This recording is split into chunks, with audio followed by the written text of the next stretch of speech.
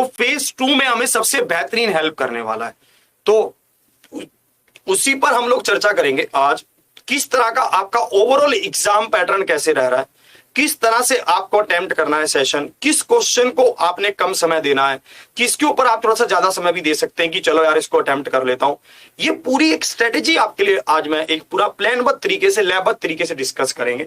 तो आपके सामने सबसे पहले मैं पॉइंट लिख लेता हूं कि हमें क्या क्या किस किस तरह से पॉइंट्स को डिस्कस करेंगे। उससे पहले सभी साथियों को गुड इवनिंग, राधे राधे, राम राम। ध्यान से आप देखना, आज सबसे पहले हम डिस्कस करेंगे कि पेपर का लेवल क्या है।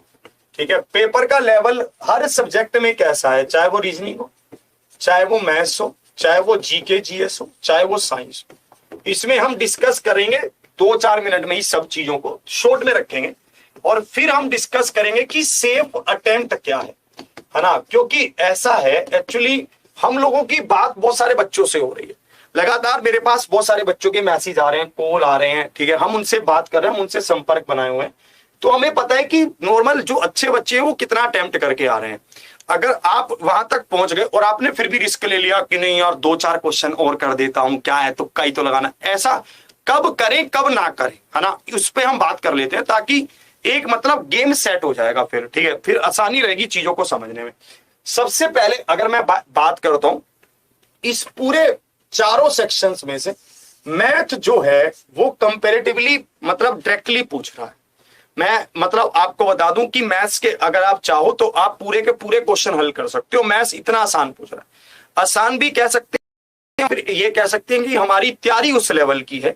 मैथ्स में बहुत मतलब उसी वे में चल रहा है। अगर आप सुबह की सेशन को ले रहे हो, रात की क्लास को ले रहे हो, तो आपको मुश्किल ही है कि कोई क्वेश्चन उससे बाहर मिले। हाँ, एक बात इसमें जो ध्यान रखने वाली है वो ये है कि एडवांस मैथ से भी प्रश्नों को पूछा जा रहा है।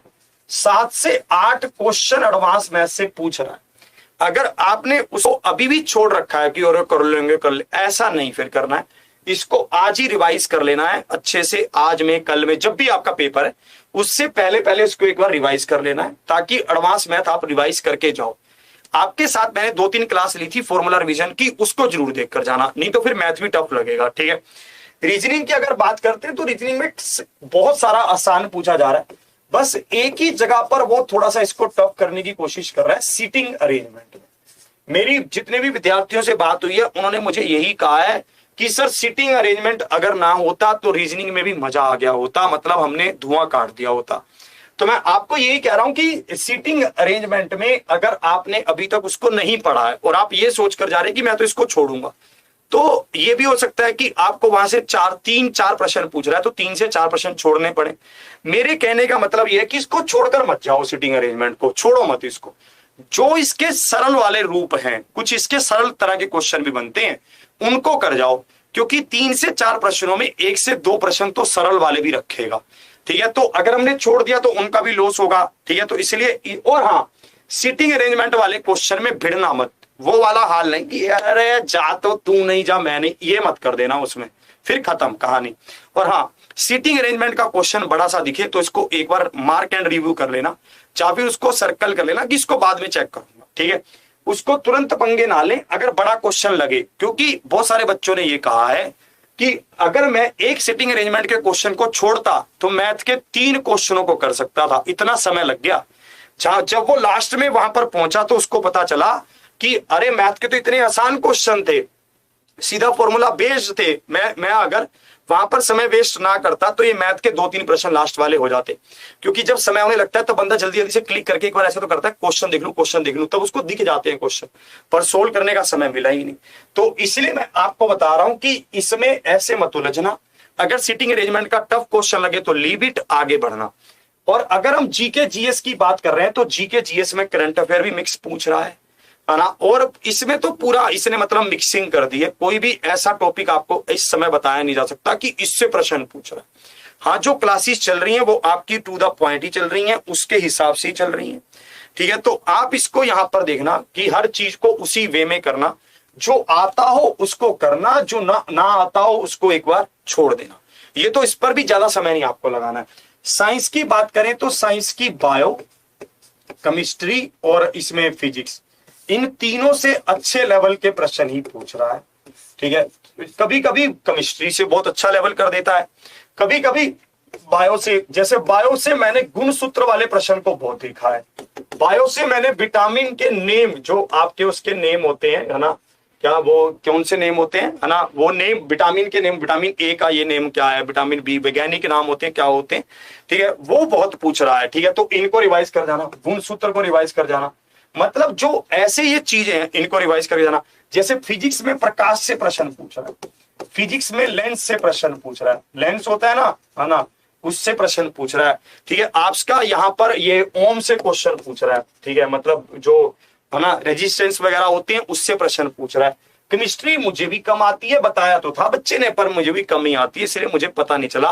वो कह रहा था सर कि रिएक्शन वगैरह से क्वेश्चन पूछ रहा है, मुझे भी कम आती है यार, केमिस्ट्री रट्टाफिकेशन मुझसे कम ही हो पाती है, तो इसलिए केमिस्ट्री का मुझे अंदाजा नहीं है। इनमें ये सब चीजों को जो भी आप बार बार, जिसे जैसे आपने 2-3 दिन का देख लिया, ठीक है, आपने यहाँ पर 2-3 दिन का वो एनालिसिस देखा, तो आपको पता चलेगा कि यार गुण सूत्र से हर शिफ्ट में पूछ रहा है, एकदम से रिवाइज कर लिया।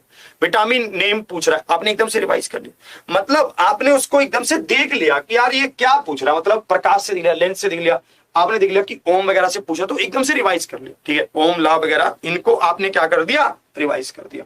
फिर आप आ जाएंगे, अब आते हैं सेफ अटेम्प्ट पर।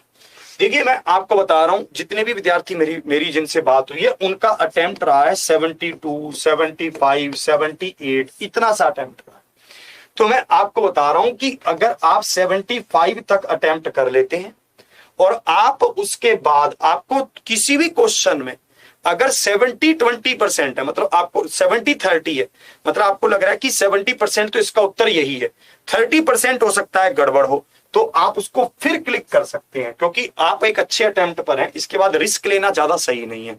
अगर किसी प्रश्न में आपको लग रहा है कि आप यहां पर इसको कम कर रहे हैं, ठीक है, मान लो आप, अगर आपको लग रहा है किसी प्रश्न में आपको लग रहा है कि 30% तो ये हो सकता है, 70% मुझे नहीं पता, तो छोड़ दो फिर उसको। देखो अगर तो आपने अटेम्प्ट ही किए 65, अगर आपने अटेम्प्ट ही 65 किए, तो फिर तो रिस्क लेना ही पड़ेगा, फिर तो रिस्क लेना भी चाहिए, क्योंकि हम उस रेंज में नहीं पहुंच पाए। ठीक है, तो आप फिर तो, हाँ वही तो कह रहा हूं कि है ना, मैथ्स के 25 क्वेश्चन आते हैं, तो 25 तो आ रहे हैं, 25 तो कह रहा हूं। ठीक है, तो आप इसको देखना, है ना, एक्यूरेसी तो डिपेंड करेगी, और हाँ मैथ के प्रश्नों की लैंग्वेज को घुमा रहा है, तो उसकी लैंग्वेज में पजल नहीं होना है, उसको आराम से पढ़ना है। ठीक है, और मैथ्स में एडवांस को अच्छे से रिवाइज कर लेना। इसमें रैंकिंग के प्रश्न को भी पूछ रहा है, रैंकिंग के, तो उसको भी रिवाइज कर लेना। कैलेंडर से भी प्रश्न पूछ रहा है, कैलेंडर से लगातार प्रश्न पूछ रहा है, तो कैलेंडर को भी रिवाइज कर लेना। ठीक है, तो सेफ अटेम्प्ट मेरे हिसाब से जो है वो 75-80 है। ठीक है, अभी तक के डाटा के हिसाब से। देखिए जो ये डाटा होता है, ये डाटा ऐसा नहीं होता कि इस पे ही अड़े भी रहना, आता था तब भी नहीं करके आओ, ऐसा नहीं होता। ये सिचुएशन के हिसाब से होता है। आज के समय में 75-80 अटेम्प्ट जिसका है उसको अच्छा अटेम्प्ट माना जा रहा है। अगर आप 80+ अटेम्प्ट कर दें और विद एक्यूरेसी कर दें तो मजा ही आ जाए, मतलब, क्योंकि आप कितने भी अपने दोस्तों से पूछना, कितने भी आप अपने साथियों से पूछना, किसी ने 72 किए होंगे, किसी ने 73 किए होंगे, किसी ने 74 किए होंगे। तो मैं आपको यही कह रहा हूं, ठीक है, तो आप इसको एक पूरा एनालिसिस है, ये पूरा उसका एक हमने रिव्यू ले लिया है, ये वही है। इसको आप आज से इसको समझ लीजिए, ये आपके सामने कह रहे सर क्या सर थर्ड फेज में भी यही आएगा, यही पूछेगा, ये थर्ड में देखेंगे। 2 की जब 2 वाली फेज खत्म होने वाली होगी तब हम बड़े बड़े सेशंस लेके आएंगे अब की बार, कि थर्ड फेज में तो हम छोड़ेंगे ही नहीं किसी को भी, 2 में भी नहीं छोड़ा हमने, हम थर्ड में भी नहीं छोड़ेंगे। ठीक है, और आपको बता दूं कि आपके लिए एग्जामपुर ऑफिशियल ऐप पर अभिनंदन 4.0 की क्लासेस शुरू हो गई हैं। अभिनंदन 4.0 की आज सबसे पहली क्लास ट्रेनिंग शुरू हो गई है। आप अपने दोस्तों से उसको पूछ सकते हैं कि क्लास उन्हें कैसी लगी। कल इसका अंतिम ऑफर है, मतलब सॉरी आज का दिन इसका अंतिम ऑफर है, 999 में आज आपके लिए अवेलेबल है। कल इसके प्राइस इंक्रीज होंगे, यहाँ पर ये बुक के प्राइस भी बढ़ जाएंगे, सारी चीजें यहाँ पर चेंज हो जाएंगी। तो आज अंतिम मौका है हमसे जुड़ने का। एडवांस मैथ से यहाँ से क्लासेस शुरू हुई हैं, जहाज बना दूंगा आपको, ये मेरा आपसे वादा है। ठीक है, फीचर्स वगैरह मैं आपको सब बता ही चुका हूँ। आज आप 999 में इसको ज्वाइन कर सकते हैं। बुक के साथ लेना चाहते हैं तो आप 1300 में इसको ले सकते हैं। ठीक है जी, तो आज का सेशन फिर यहीं तक है। ठीक है, कैटेगरी वाइज अटेम्प्ट अभी नहीं कहा जा सकता, क्योंकि ओवरऑल बच्चे से बात होती है तो इतनी अटेम्प्ट बताता है, कैटेगरी वाइज अटेम्प्ट मैं अभी नहीं बताऊंगा किसी भी तरह से। ठीक है, तो जल्दी ही आपके भी एडमिट कार्ड आ जाएंगे, जिनके नहीं आए हैं। फेज 3 की घोषणा हो चुकी है।